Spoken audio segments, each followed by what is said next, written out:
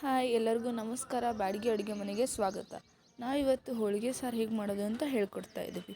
ಹೋಳಿಗೆ ಸಾರು ಮಾಡೋಕ್ಕೆ ಇಂಗ್ರೀಡಿಯೆಂಟ್ಸ್ ಏನು ಬೇಕು ಅಂತ ನೋಡ್ಕೊಂಬರೋಣ. ಅದಕ್ಕೆ 1/4 ಬಟ್ಲಷ್ಟು ಎಣ್ಣೆ, 4 ಸ್ಪೂನಷ್ಟು ಖಾರ ಪುಡಿ, 1/4 ಟೇಬಲ್ ಸ್ಪೂನಷ್ಟು ಅರಿಶಿನ, ಅರ್ಧ ಬಟ್ಲಷ್ಟು ಹುಣಸೆಹಣ್ಣಿನ ರಸ, 1/4 ಬಟ್ಲಷ್ಟು ಒಣ ಕೊಬ್ಬರಿ ತುರಿದಿರೋ ಅಂಥದ್ದು, ಮತ್ತು ಒಂದು ದೊಡ್ಡದಾಗಿರೋಂಥ ಈರುಳ್ಳಿ ಕಟ್ ಮಾಡಿ ಇಟ್ಕೊಳ್ಳಿ. ಹಾಗೆ 2 ಒಣಮೆಣಸಿನ್ಕಾಯಿ, ಒಂದು ಸ್ವಲ್ಪ ಕೊತ್ತಂಬರಿ ಸೊಪ್ಪು,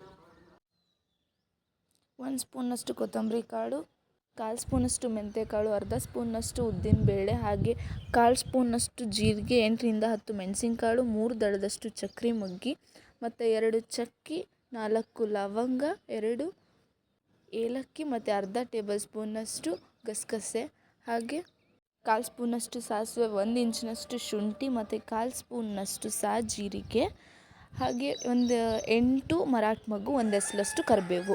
ಹೇಗೆ ಮಾಡೋದು ಅಂದರೆ, ಮೊದಲು ಒಂದು ಪ್ಯಾನ್ನ ಇಡಿ, ಅದಕ್ಕೆ ಫ್ಲೇಮ್ ಆನ್ ಮಾಡಿ, ಮೀಡಿಯಮ್ ಫ್ಲೇಮಲ್ಲೇ ಇರಲಿ. ಅದಕ್ಕೆ ನೀವು ಫಸ್ಟು ಉದ್ದಿನಬೇಳೆ ಹಾಕಿ,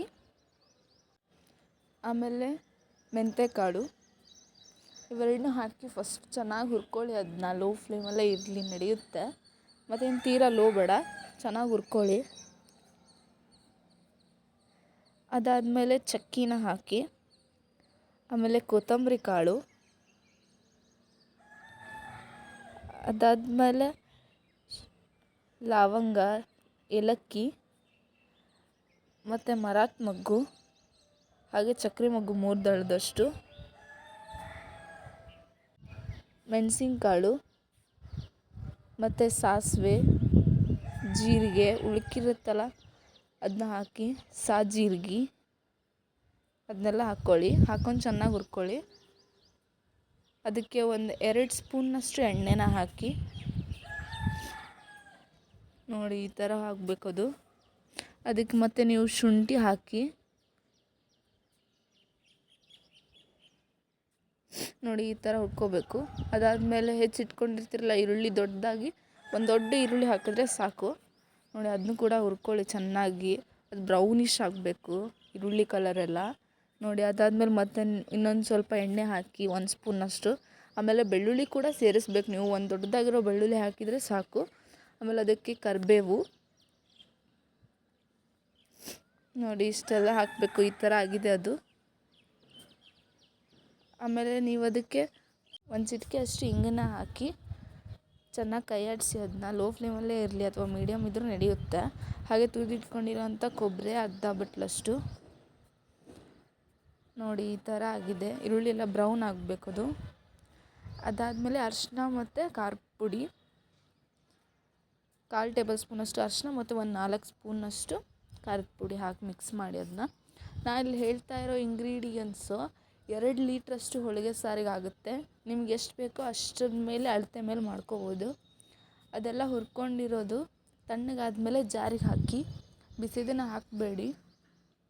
ಅದಾದಮೇಲೆ ಅದಕ್ಕೆ ಕೊತ್ತಂಬರಿ ಸೊಪ್ಪನ್ನು ಹಾಕಿ, ಅದಕ್ಕೆ ಎಷ್ಟು ಹದವಾಗಿ ಬೇಕೋ ಅಷ್ಟು ಹದವಾಗಿ ನೀರನ್ನು ಹಾಕಿ ಅದನ್ನ ಮಿಕ್ಸಿ ಮಾಡ್ಕೊಳ್ಳಿ. ನೋಡಿ ಅದು ಈ ಥರ ಪೇಸ್ಟ್ ಆಗಿದೆ. ನಿಮಗೆ ನೀರು ನೋಡಿ ಎಷ್ಟಾಗುತ್ತೆ ಅಷ್ಟು ಹಾಕ್ಕೊಳ್ಳಿ. ಅದಾದಮೇಲೆ ಒಂದು ಪಾತ್ರೆ ಇಟ್ಟು ಫ್ಲೇಮ್ನ ಆನ್ ಮಾಡಿ, ಅದಕ್ಕೆ 2 ಟೇಬಲ್ ಸ್ಪೂನಷ್ಟು ಎಣ್ಣೆ ಆ್ಯಡ್ ಮಾಡಿ, ಮತ್ತು ಒಂದು ಸ್ವಲ್ಪ ಸಾಸಿವೆನ ಹಾಕಿ, ಹಾಗೆ ಒಣ ಮೆಣಸಿನ್ಕಾಯಿ ಹೇಳಿದ್ನಲ್ಲ 2, ಅದನ್ನ ಕೂಡ ಮುರಿದು ಹಾಕ್ಕೊಳ್ಳಿ.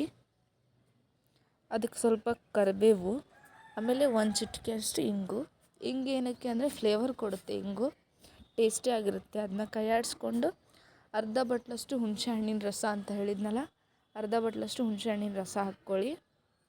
ನೋಡಿ ಇಷ್ಟ ಆಗಿದೆ ಅದು. ಅದನ್ನ ಚೆನ್ನಾಗಿ ಕೈಯಾಡಿಸಿ ಕುದಿಬೇಕದು ಒಂದು ಸ್ವಲ್ಪ. ಅದಾದಮೇಲೆ ರುಚಿಗೆ ತಕ್ಕಷ್ಟು ಉಪ್ಪು, ನಾನಿಲ್ಲಿ 2 ಟೇಬಲ್ ಸ್ಪೂನ್ ಹಾಕಿದ್ದೀನಿ. ಅದಾದಮೇಲೆ ಒಂದು ಸ್ವಲ್ಪ ಬೆಲ್ಲ ಹಾಕಿ ಚೆನ್ನಾಗಿ ಕೈಯಾಡಿಸಿ. ಅದಾದಮೇಲೆ ಪೇಸ್ಟ್ ಮಾಡಿಟ್ಕೊಂಡಿರ್ತೀರಲ್ಲ ಅದನ್ನ ಕೂಡ ಸೇರಿಸಿ ಅದಕ್ಕೆ ಮಸಾಲ ಅದು ನೋಡಿ. ಅದಾದಮೇಲೆ ನಿಮಗೆ ಕಟ್ ಅಂತ ಹೇಳಿದ್ದೆ ನಾನು ಲಾಸ್ಟ್ ವೀಡಿಯೋದಲ್ಲೇ ಹೇಳಿದ್ದೆ. ಹೋಳಿಗೆ ಮಾಡಬೇಕಾದ್ರೇ ಅದು ಬೇಳೆನ ಬಸ್ಕೊಂಡಿರೋದನ್ನ ಕಟ್ನ ಚೆಲ್ಲಕ್ಕೆ ಹೋಗಬೇಡಿ, ಹೋಳಿಗೆ ಸಾರಿಗೆ ಬೇಕು ಅಂತ. ನೋಡಿ ಆ ಥರದ್ದು ಕಟ್ ಮಾಡಿ ಇಟ್ಕೋಬೇಕು ಹೋಳಿಗೆ ಸಾರಿಗೆ. ಅದನ್ನ ಸೇರಿಸಿ, ಆಮೇಲೆ ನಿಮಗೆ ಇನ್ನೂ ನೀರಕ್ಕೆ ಬೇಕು ಸಾಂಬಾರು ಅಂದರೆ ಇನ್ನು ಸ್ವಲ್ಪ ನೀರು ಹಾಕ್ಕೋಬೋದು. ಹಾಗೆ ಅರ್ಧ ಸ್ಪೂನಷ್ಟು ಇದು ಹೂರಣ ಮಾಡಿರ್ತೀರಲ್ಲ ಆ ಹೂರಣ ಕೂಡ ಸೇರಿಸ್ಬೋದು. ನೋಡಿ ಎಷ್ಟು ಚೆನ್ನಾಗಿದೆ. ನಿಮ್ಗೆ ಇನ್ನು ಸ್ವಲ್ಪ ನೀರು ಬೇಕಾದರೂ ಕೂಡ ಆ್ಯಡ್ ಮಾಡ್ಕೋಬೋದು. ನೋಡಿ ಇಷ್ಟು ತೆಳ್ಳಗಿದ್ರೆ ಸಾಕು, ನಿಮ್ಗೆ ಎಷ್ಟು ಬೇಕೋ ಅಷ್ಟು ಮಾಡ್ಕೋಬೋದು. ಈ ವಿಡಿಯೋ ನಿಮ್ಗೆ ಇಷ್ಟ ಆಗಿದ್ದರೆ ಲೈಕ್ ಮಾಡಿ, ಕಮೆಂಟ್ ಮಾಡಿ, ಶೇರ್ ಮಾಡಿ, ಸಬ್ಸ್ಕ್ರೈಬ್ ಮಾಡೋದನ್ನ ಮರಿಬೇಡಿ. ನಿಮ್ಗೆ ಇನ್ನೂ ಯಾವುದಾದ್ರೂ ರೆಸಿಪಿ ಬೇಕು ಅಂದರೆ ಕಮೆಂಟ್ ಮೂಲಕ ತಿಳಿಸಿ ನಮಗೆ. Thank you.